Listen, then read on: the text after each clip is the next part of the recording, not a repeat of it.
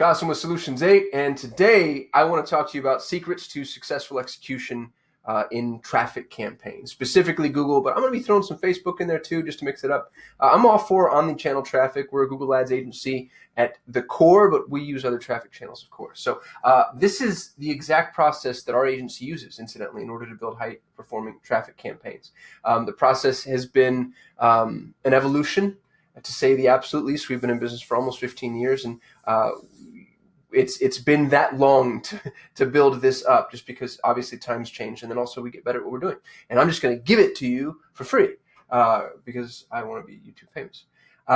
So the note that you have to take away, and maybe a reason for you to stop watching this video, is this isn't about the buttons you press.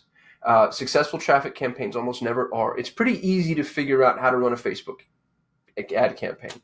You can do that on a weekend, and dive really deep. It's not quite as easy to run Google, but you could figure out the basics pretty quickly as well. That's not the problem. And a lot of agencies like to pretend that they have buttons other people don't have, or they have a special spicy algorithm that is gonna pour extra move sauce on the whatever. But really, the battle is won during strategic planning. So I'm going to walk through how we approach strategic planning, how we recommend that you approach strategic planning. But if you're looking for settings to tweak inside of Google Ads, we do those videos too, but this isn't that one. So forgive me if you feel like that's misaligned, but I'm just giving you a heads up.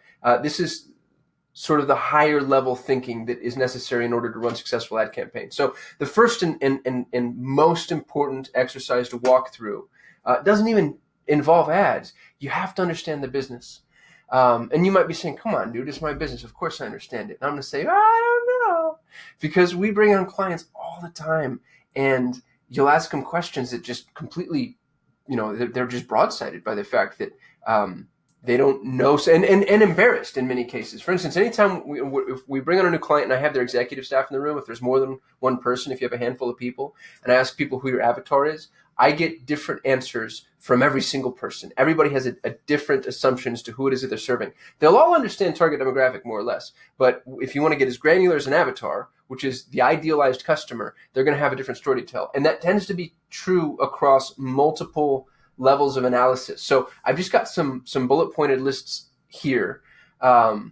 And it's worth walking through this. If you're a solopreneur, if you have a small shop, this might be just work that you have to do. If you do have, a partner or executive staff, this is a great group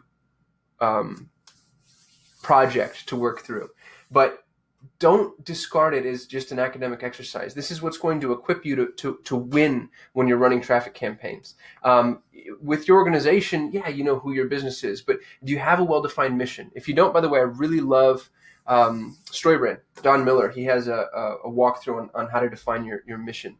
I'm sure it's on YouTube. It's great. What's your mission? What's your vision? What are your values? Come up with 3. Don Miller has a great exercise on coming up with your 3 core values too. So does Gary Keller.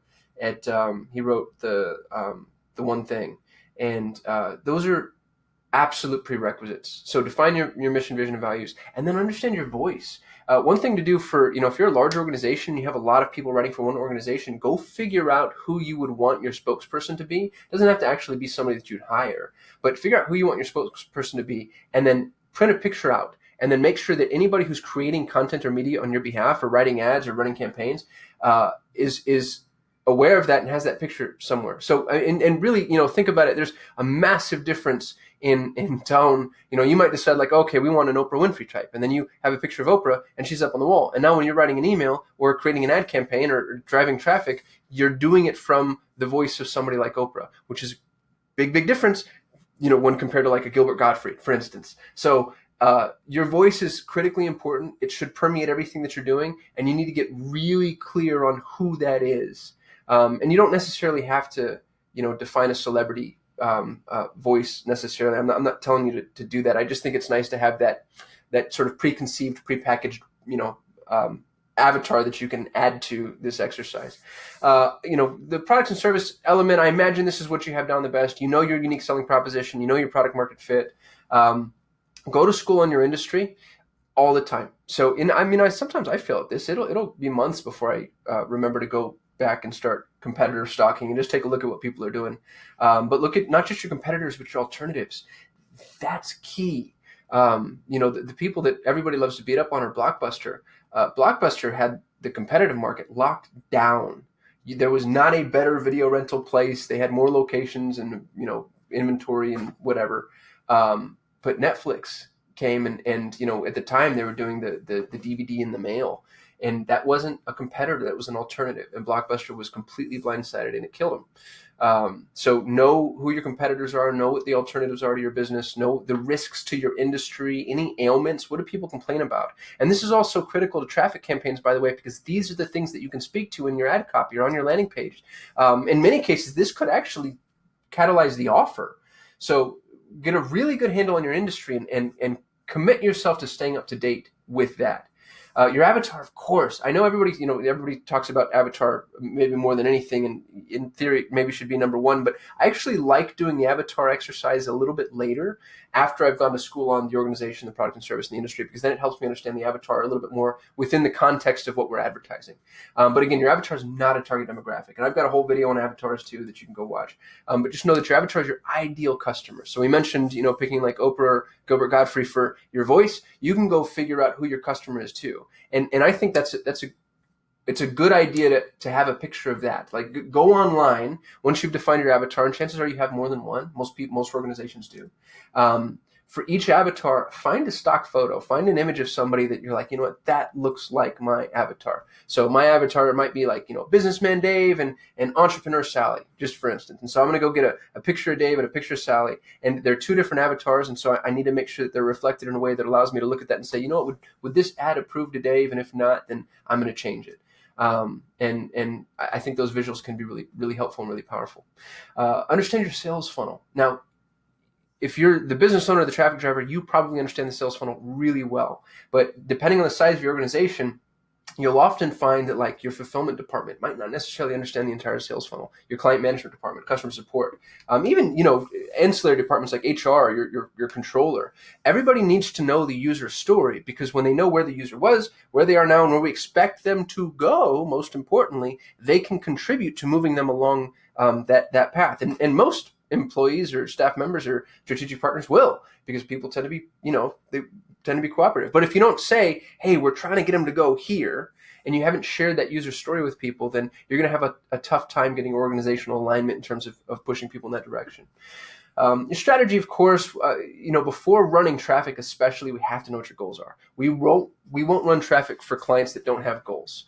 And test me on that, by the way. Sign up on my website for a free action plan. Don't tell me you watched any of the videos, and then try to get us to take you on as a client. And you will find that we're not going to take your ad campaigns live until we have goals. And the goal can be, nebulous. I've had a client say, hey, we just need the highest ROAS that we can reach. All right, at least I know the KPI. The return on ad spend is the key performance indicator, and let's go see how high we can make this thing. But you have to know what your goals are. Otherwise, you have no business running a traffic campaign, because you don't know how to optimize it. You don't know how to expand it. You don't know when you win or when you lose. So know your goals, know your key performance indicators. Have a growth scorecard. A digital marketer teaches this. It's in their elite program, but it's a tool that allows you to track the key performance indicators at every stage of your customer value journey. It's an exercise worth pursuing. Get your creative together. So when you're building traffic campaigns, everybody wants to go straight to writing the ads, or straight to creating the media or whatever. It can be really helpful if you just spend some time, and this might be a day or two's worth of work, depending on how long you've been around and how much stuff you have. But go build a Google Drive folder, a Dropbox folder of everything you've got, all your videos, all your images, any ads you created in the past, any text-based ads, any display ads. Like, get it all together. Any blogs that you have, any assets, downloads, white papers, ebooks, lead magnets, all your stuff. Get all your stuff and put it together, because when you do go to build traffic campaigns, it's so helpful to have this library of like really cool stuff that you can draw upon and then include. And they could be a site link extension inside of Google Ads, or it could be the awareness building stage for Facebook, could be a lead magnet that you didn't realize you had. So spend some time getting your creative together, because it's going to contribute to your ability to create ads. And then look at your previous campaigns, and they don't have to be traffic or paid traffic campaigns necessarily. Just look at what you've done historically. You might have run television or newspaper ads. That's okay. What worked about and what didn't. So go to school, do the background on the business. And I realized that this isn't the most fun thing to hear when you click on a video saying, hey, here's secrets to successful execution of an ad campaign. But this is what we do, and this is why we're so successful with our clients, because we actually do the background. Our onboarding form is annoying. I tell clients, I'm going to be your least favorite person for 45 minutes because I'm going to ask you every question there is to know about your business. And I touch on every single one of these, by the way. So do the work. After that, there's a very key step in strategic planning. It's what I think makes really good agencies great agencies. It's what sets people above others, and it helps just pour rocket fuel on the initial facets of your campaign. And I'll stop with the preface. I imagine you've already guessed it by now. It is steal.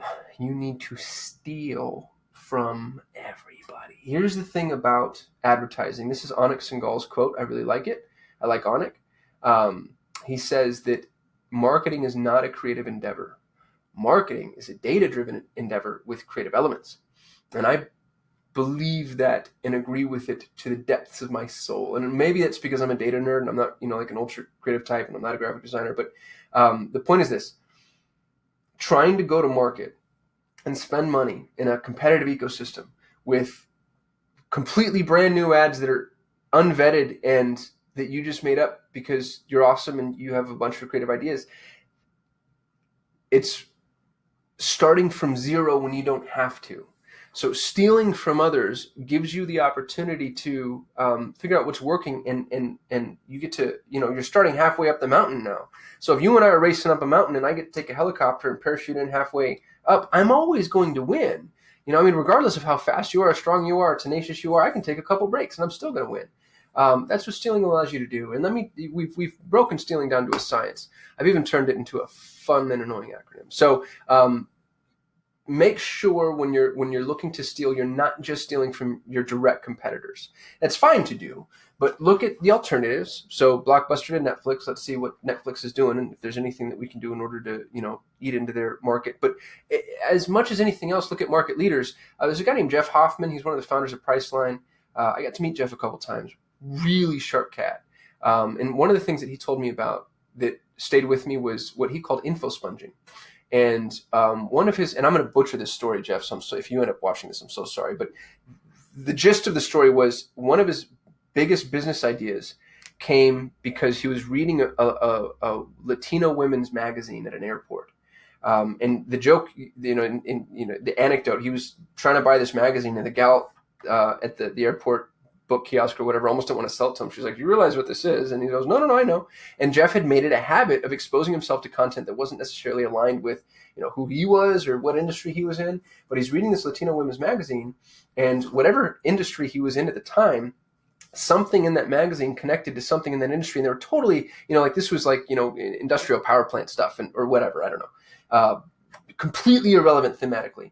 But because the content was so or because thematically they were so separated, nobody else had made the connection that Jeff was able to make. So that story kind of goes back to what it is that I'm trying to say, which is don't just look at entities and companies and competitors and alternatives that are aligned with you, from an industry perspective, an offering perspective, a geographic perspective. Go look at market leaders in the space. And that doesn't mean go look at like Coke and Pepsi. Like, I'm not saying look at the big companies. Find people that are just crushing what they're doing. If you're in an accounting firm, but there's a tire repair shop that's real close to you, and you're just like, gosh, those guys are just on the ball. I'm seeing their brands everywhere. Every time I drive by, they've got some cool new promotion. Like, go look at what they're doing and figure it out. Find market leaders. And what's really cool is when you find market leaders that aren't in your industry, you can carry over some of what they're doing, and it ends up potentially being brand new to your industry. So that makes you a market leader in your industry. So don't be myopic, and don't just do what people in your space are doing. Go find what people in other spaces are doing, what's working for them, and then see if that's something that you can bring over. So the first part of stealing is knowing how to search. And I'm going to dive a lot deeper into this, by the way, because there's so much available to us from a tool perspective. After we search, we test. So take what you found, modify what's working to suit your brand. So if you find, and these aren't just ads, by the way, it's the ads, the targeting, the landing pages, the offer, the funnel. If you've got competitors or alternatives or even market leaders that you really like and respect, go buy from them. Go figure out how it is that obviously, hopefully it's not a ton of money to do this, but sign up for a consultation or purchase one of their products, but walk all the way through their sales process, because it's going to inform you as to how somebody that like and respect is doing it, and potentially doing it well.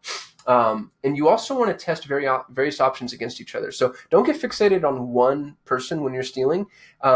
Try to find a handful. And, one might be a direct competitor, or maybe one or two direct competitors, an alternative, and then here's a market leader that I really like. Here are the approaches they took. Let me test these approaches against each other. Don't make assumptions about what's going to work. I'm almost always wrong. I sent an email this morning. I have a community that we help. We have an agency that services Montessori schools because I'm obsessed with Montessori. And I think every child deserves to go to Montessori school. So we started this small agency just to help Montessori schools.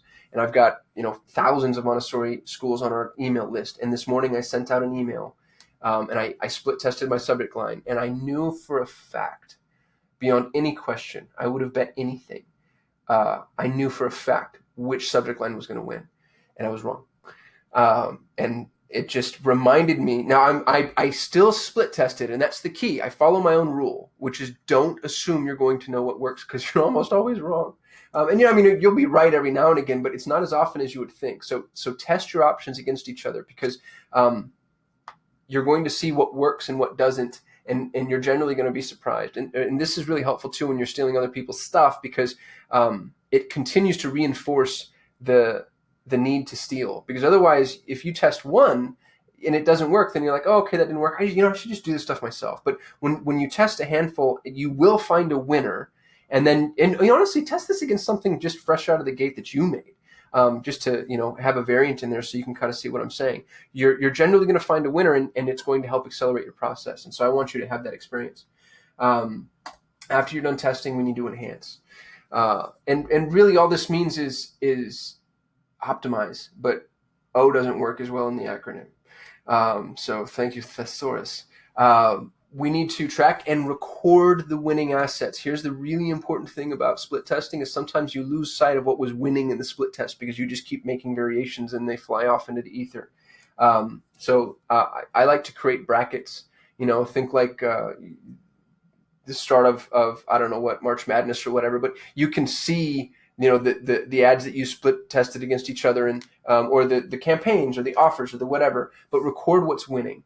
And that's not hard to do, but it'll let you go back and see like, oh, wow, I forgot that ad was crushing it. This is especially helpful inside of Facebook because Facebook's not evergreen. You'll burn through an audience pretty quickly in Facebook, especially if you're going after a niche audience. And one of the mistakes that people make is they throw out the whole campaign once they burn the audience and they start over. And, oftentimes it's like, well, wait a minute, just go find a new audience, stick with that same campaign. What's his name? It's Ryan Dice's partner. I'm in a mastermind with him. I'm so sorry. I'm blanking on it. Anyway, he tells a story about how they had these direct mail campaigns that they were doing once upon a time. And the direct mail campaign stopped working. And so they were going to throw it out. But then at the last minute, he just had this idea to change the color of the envelope. And he changed the color of the envelope from white to black. And all of a sudden, the direct mail started working. So the letter that they were sending wasn't exhausted. They just weren't getting people to open it up anymore because they were used to seeing the envelope. Perry Belcher. Sorry, Perry. So yeah, just don't throw things out because the campaign stops working. It doesn't necessarily mean that offer or that ad or that landing page is tired. And make sure you know what's working and why. And then also improve on losing assets. If you're running a split test and something loses, and this you'll have to rely on instinct more than anything. But sometimes you look at it and go, gosh, I think that could have had a better shot if. And maybe it's a rephrase or a revision or whatever. But don't immediately discard all losers because sometimes it might have been just the way that it was presented. Adjust. We want to modify the campaign settings and strategies according to what you're learning. So as you split test, as you're walking through the optimization setting, or in this case, I guess it would be the enhancement process, you're going to learn things that should influence your overarching campaign, like, things like your goals or your key performance indicators. You might be saying like, hey, for this, we actually shouldn't be going after conversions. We should be going after awareness.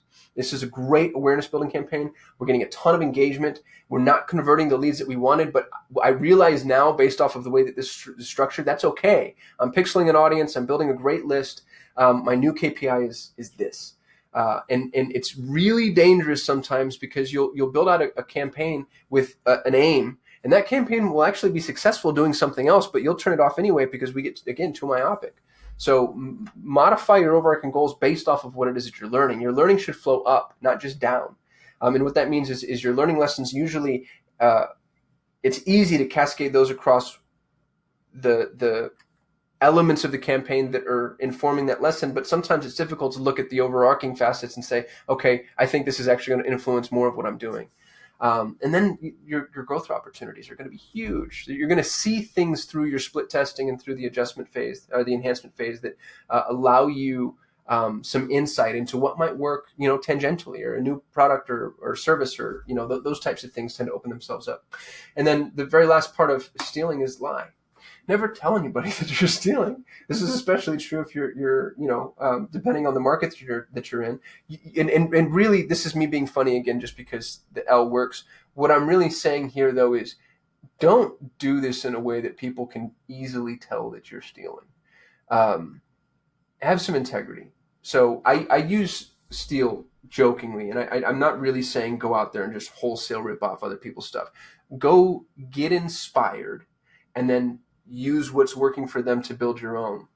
But if anybody can just, if anybody can look at what you're doing and say like, oh gosh, you ripped that right off of, XYZ company. There's just something about doing the wrong thing that always comes back to bite you.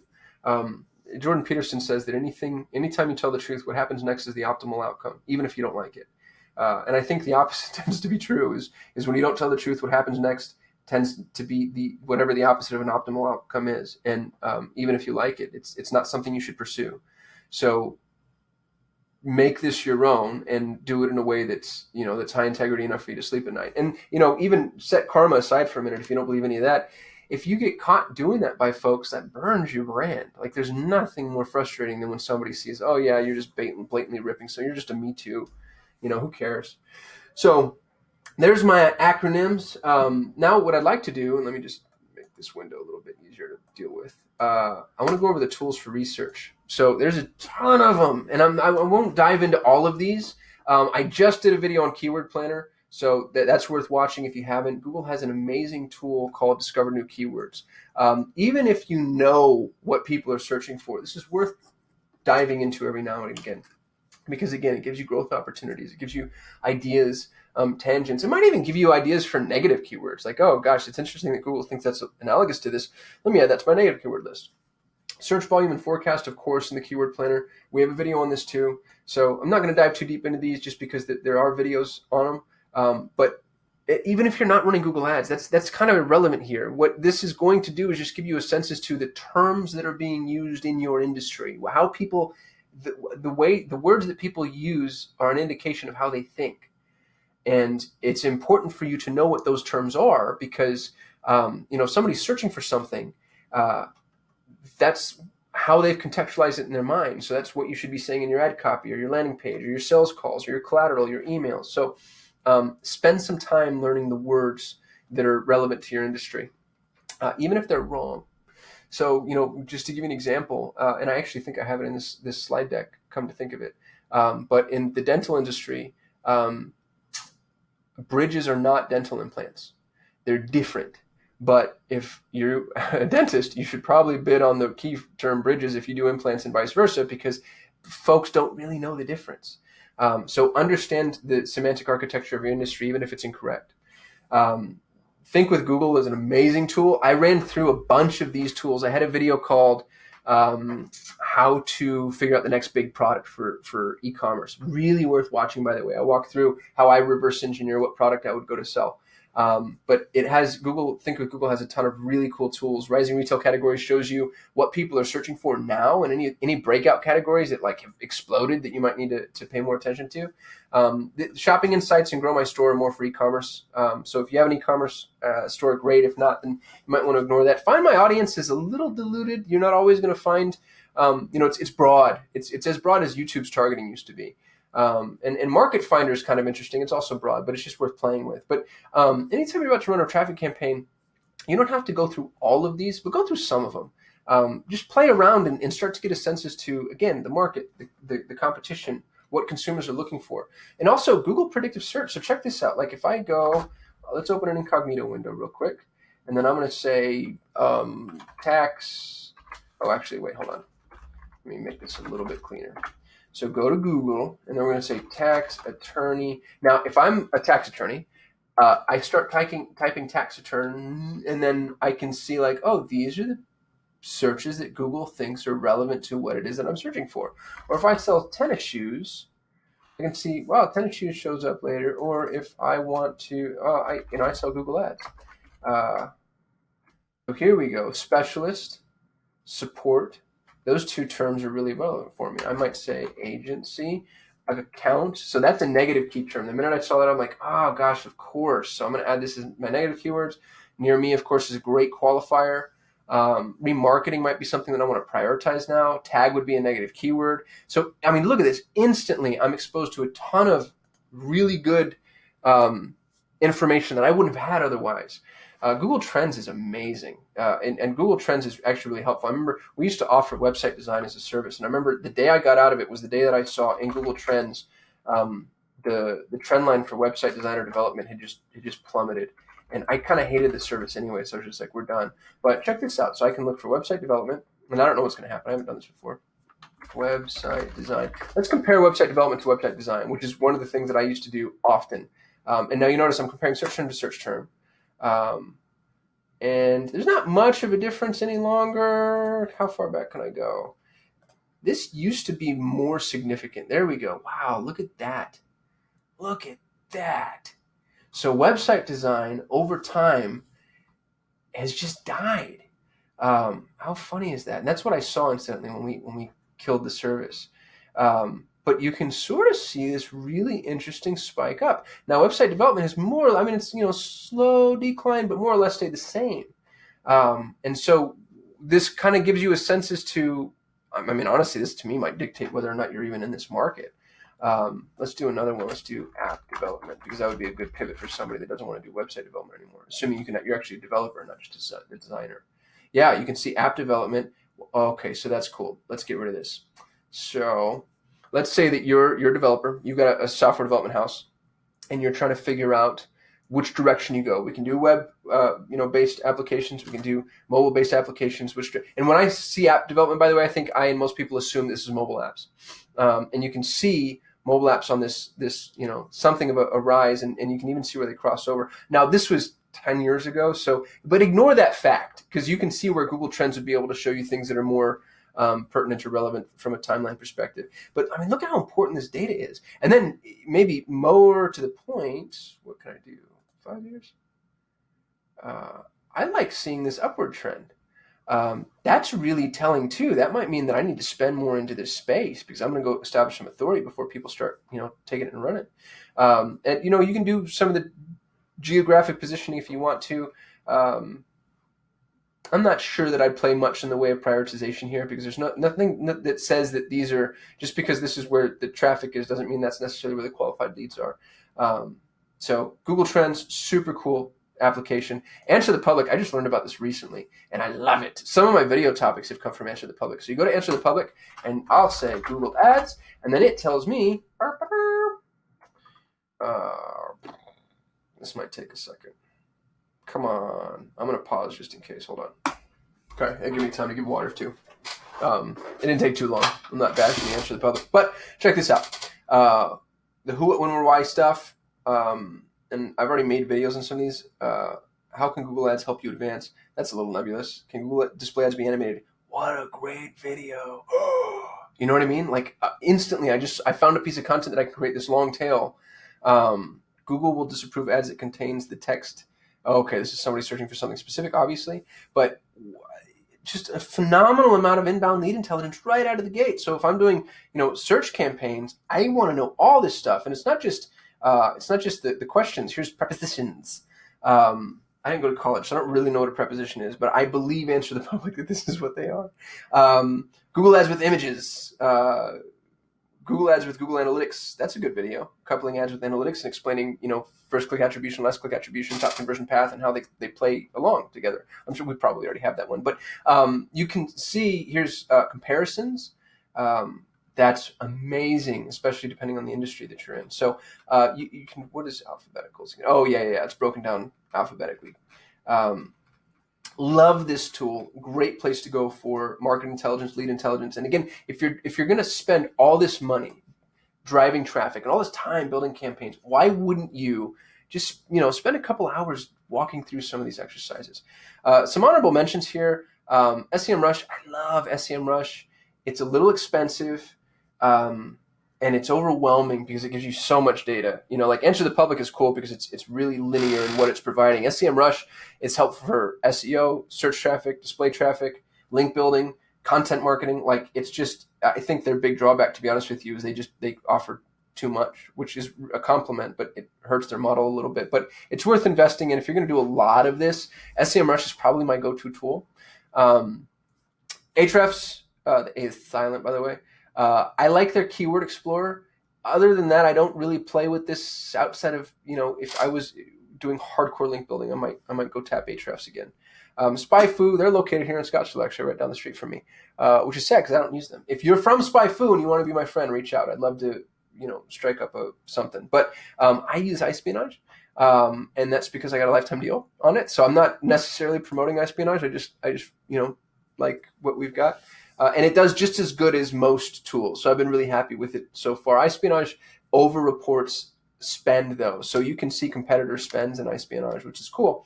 But, it says that we spend, I don't know what, I think into the six figures, which, we didn't spend half that. So now that might be just based off of the fact that we're hyper-efficient because we're super good at Google Ads. And maybe we're getting the type of reach that makes iSpionage think that we spend more, but I've piped clients into it too, and it tends to think it spends more than they do too. This isn't Google Keyword Tool, by the way. This is keywordtool.io. And I will link to this presentation in the description of the video, by the way. So you can have all these links. Keywordtool.io, kind of a cool tool, worth messing around with. SimilarWeb, really cool tool. If it works, it's kind of binary. It's like hit or miss. Like either it crushes it and you're like, wow, there's a lot of really good stuff going on here. It shows you things that are similar to other things, or it just dies on the vine. YouTube Predictive Search, same thing as Google Predictive Search, but just another tool. Here's tools for display research. Now the Facebook ads library, I didn't realize that this existed, which is shameful. But let's go look. Oh, Digital Marketer. That's a good one. So I really like Digital Marketer. I'm the elite coach over at Digital Marketer's coaching program. I'm not the only one. There's 4 of us. Maybe there's 5 of us. I'm the traffic coach. Just full disclosure. So I'm not offering an affiliate link or anything, but I'm a big fan of these folks. But here's what I can do is I can go into Facebook ad library, pump in a brand, Digital Marketer, and it will show me. It doesn't show you all of the ads, but it shows you a ton of them. And this is part of Facebook's promise towards transparency. So here's Ryan Dice, who I love, and super good dude, really high integrity. And here he is talking about something COVID related. But what I can do now is and let's go look at something a little bit less. What's brandy? I just picked on Pepsi earlier. Let's talk about Pepsi. What is Pepsi doing? Does Pepsi have any ads? Oh, so you can filter here. All ads are issues, elections, politics. Here's Pepsi Lithuania, Pepsi Bahamas. Nobody's doing anything in Pepsi. Come on. That's insane. Pepsi's running 0 ads. I don't buy that at all. I might be using, there's no other filter here that I'm missing.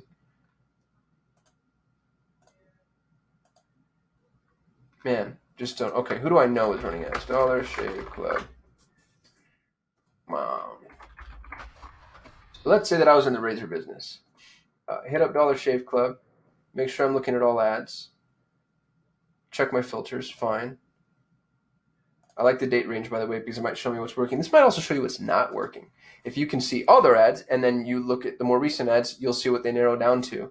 But I can see calls to action, offers, media, and then there's ad details associated with this too, which is super cool. It even shows me, wait for it, the landing page. Can you freaking believe that?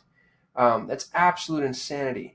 I can see the landing page. And again, going back to us talking about your competitors, if you're in this business and you're competing with these folks, walk through the entire process. Click on the try to buy. Interesting. There's no reason not to do that. So Facebook Ads Library, super cool tool. SEMrush, I'm bringing them up again because they do have display advertising features that allow you to see what other competitors are doing inside of display. Now, some of these, just full disclosure, I don't use, but I'm aware of their existence. I have used Rival IQ in the past, Swiped.co in the past. Big Spy, I think, is one of the bigger ones. AdSpy and Power AdSpy I haven't used. Adplexity I have used, but it's paid. A lot of these are paid. AdEspresso used to have this really cool ad research tool. It actually looks a lot like Facebook Ads Library, and it doesn't anymore. Now what they've got is, none of these are affiliate links, by the way. I'm not trying to sell you anything. But they just have these Facebook examples, but it's not filterable or searchable, and it used to be.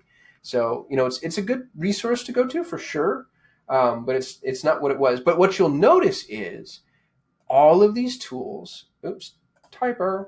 all of these tools that used to show you display ads, and specifically Facebook display ads, are dead. And it's because Facebook kills them. Facebook actively, and I think it might be this guy who explained it, but they'll send cease and desists to anybody who's aggregating their ad. So that's probably why this is such a hard space to be in. Regardless,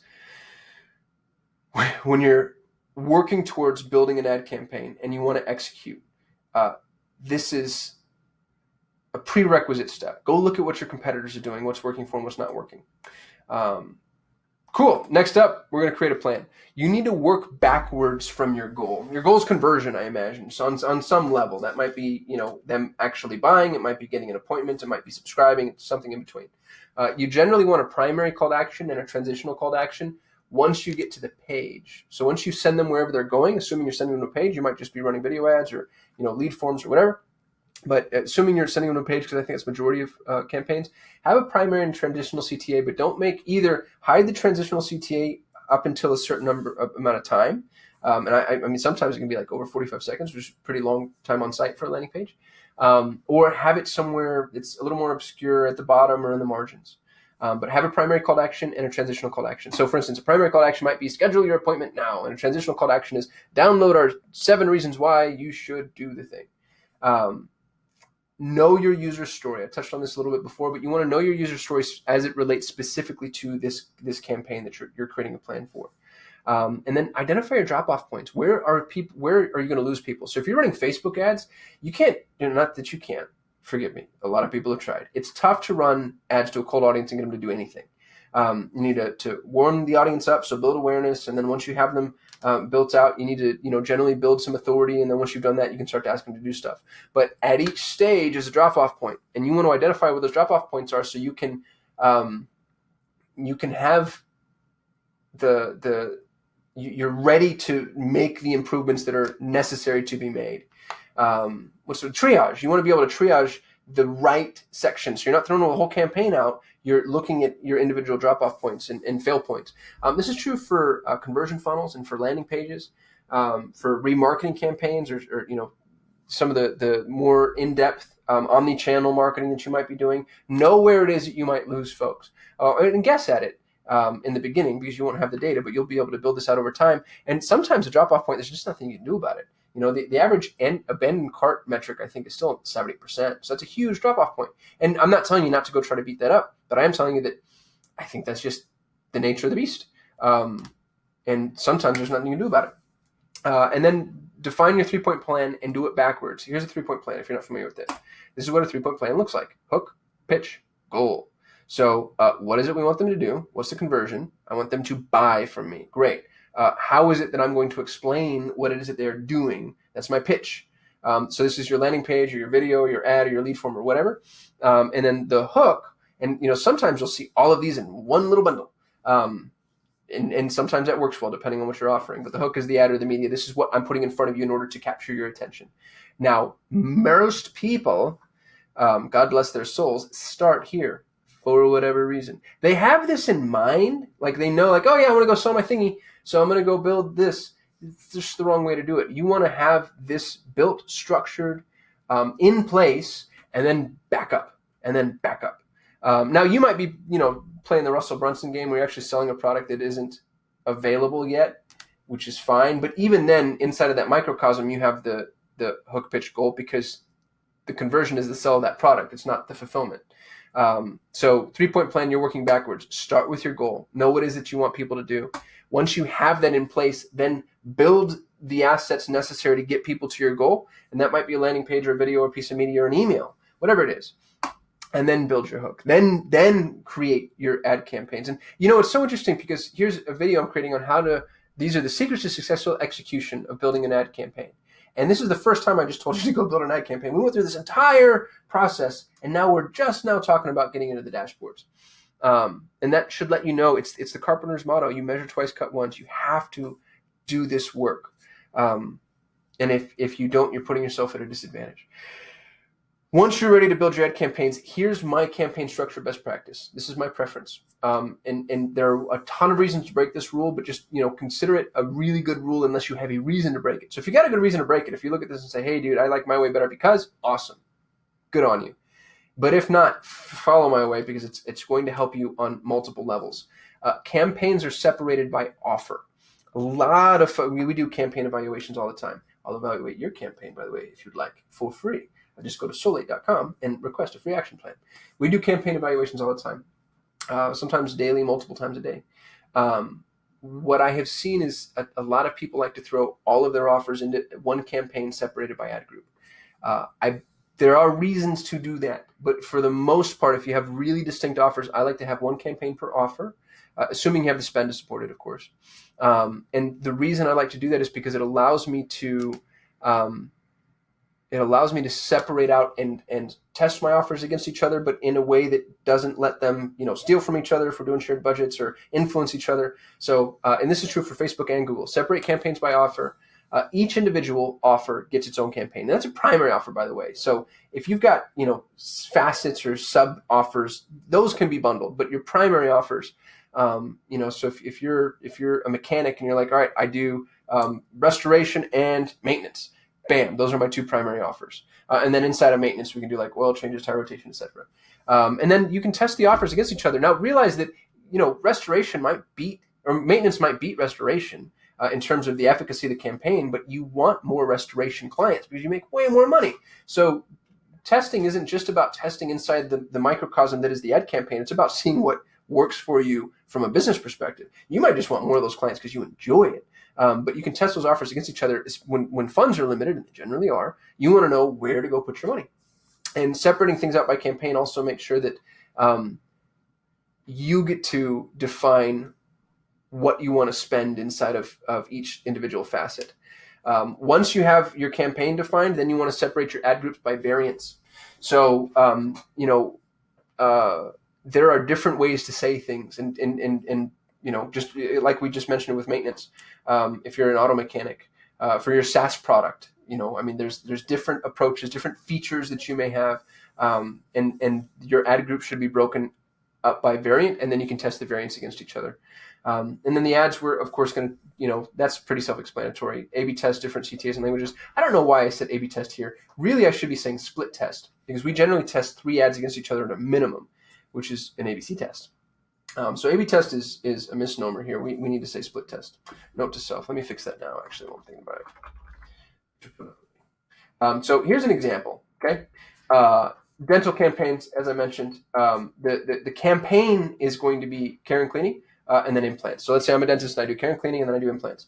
The ad groups might be, here's general dentistry, emergency dentistry. That makes sense to split up. from an ad group perspective. Same goal, but different approaches, different keywords. And that's one thing to look at, by the way, is you should have as many ad groups as you have keyword categories. I don't believe in SCAGs any longer, which is single key phrase ad group. Feel free to fight me on that. I know I'm going to get a ton of people yelling at me in the comments if anybody actually watches this video.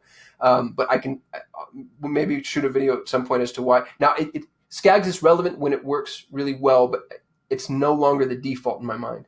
However, I think you should break up your ad groups by key phrase category. And as many categories as you have, that's how many keywords you have.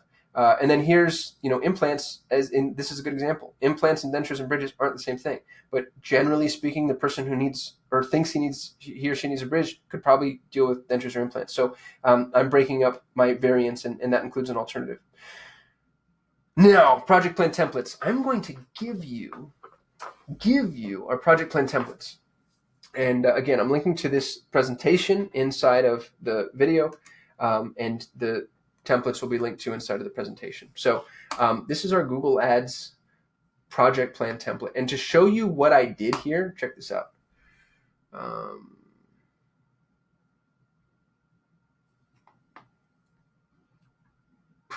This is taking forever. Come on, Asana. You're embarrassing yourself. Everybody's watching. All 367 subscribers. All right, to show you what I did, I took our project plan template.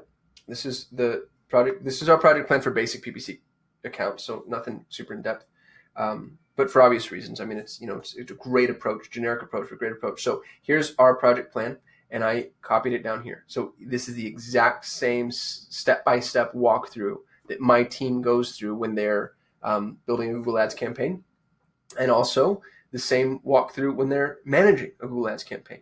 So we're professional Google Ads agency. This is all that we do: PPC, Google Ads, Facebook, etc. And this is our SOP. This is our checklist, and you can have it. Link is in the description of the video. So here's the Google Ads account creation checklist. I'm not going to walk through this step by step because I don't think you need me to. Most of these are pretty self-explanatory. If they're not, you can, pretty quickly figure out what each of these steps, how to do each of these steps just by Googling it. I don't think that's the highest and best use for this particular video, but I did want you to have our process. So there's Google Ads. Here's Facebook ads. Same story. This is the exact